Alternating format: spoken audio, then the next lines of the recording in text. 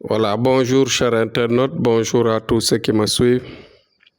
Aujourd'hui, Tchana Amadou prend le sujet sur l'ingratitude par rapport au travail que nous faisons. Vous voyez que si je prends l'initiative aujourd'hui d'en parler, c'est parce que cela est devenu banalisé, comme je le dis d'habitude. Bon, dans notre travail que nous menons tous les jours, nous voyons des gens parmi nous qui parfois, après avoir se servi euh, avec vraiment beaucoup de chance dans notre travail, ils changent de comportement ou bien parfois ils s'éloignent progressivement tout en manifestant un comportement extrêmement incompréhensible, comme je peux le dire ainsi. C'est-à-dire des gens à qui, quand ils viennent vers nous, ils viennent avec beaucoup d'impropreté. Et quelque temps après, et pourtant quand ils viennent les mains vides. On se charge de prendre le risque entièrement de les aider, de les nettoyer à fond, de les mettre dans de bonnes conditions, de les changer et de leur faire notre lumière, selon l'adaptation de leur étoile. Et ces gens-là, malheureusement, nous découragent dans la mesure où on nous manifeste une ingratitude de sorte que on n'a plus envie de travailler ou bien d'aider quiconque, et que nous savons bien que tout le monde n'est pas pareil. Parmi nous, il y a des gens bons, il y a des gens mauvais dans tous les domaines. Voilà, que ça soit dans l'enseignement que j'ai servi, que ça soit dans le travail de marabout, que ça soit dans le monde des affaires, que ça soit dans les États, que ça soit dans le monde du commerce, que ça soit dans tous les domaines, en tout cas, oui, vous voyez, il y a des bons et des mauvais. Mais dans la clientèle, parmi eux, nous accueillons des gens qui sont dans des difficultés, qui viennent avec leurs larmes, qui viennent avec leurs difficultés de situation très difficiles à supporter. Quand ils viennent, on se charge de les prendre en charge. On s'engage de les prendre en charge, de les aider de sorte que leur problème soit résolu dans les meilleurs délais, dans la situation de risque que nous allons prendre. Parfois, on peut ne même pas les demander parce qu'ils peuvent être des connaissances, peuvent être des gens à qui on a des sentiments de pitié, des gens à qui on a collaboré avant cela, des gens à qui on connaît bien, des gens à qui, par exemple, on nous a mis en relation avec, ou bien des gens à qui nous ont suivis pendant très longtemps et qui nous ont à chaque fois appréciés. Bon, une fois qu'ils ont des difficultés, ils viennent vers nous et on vraiment s'engage à les aider. Et le problème n'est pas là. Le problème, c'est après.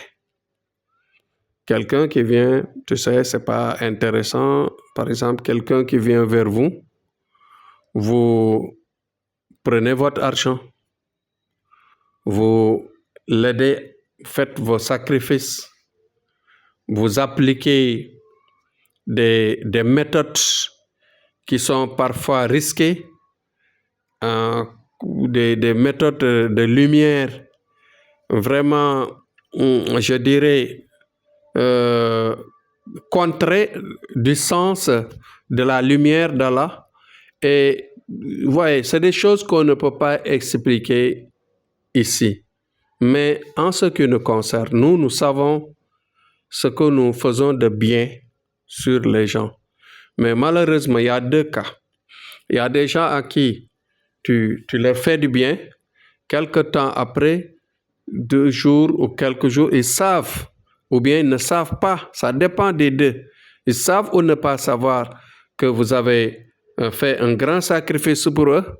Ils changent et ils commencent à se sentir forts, à se songer, à avoir des plumes, à se forger et vraiment utiliser leur corps vers vous par la mauvaise langue, par raconter, faire le bavardage du travail, etc. Des gens à qui vraiment ils ne méritent pas nos services gratuits. Des gens à qui ne méritent pas nos services pitoyables. Des gens à qui ils ne méritent pas nos efforts personnels profonds que parfois nous engageons seuls par la volonté que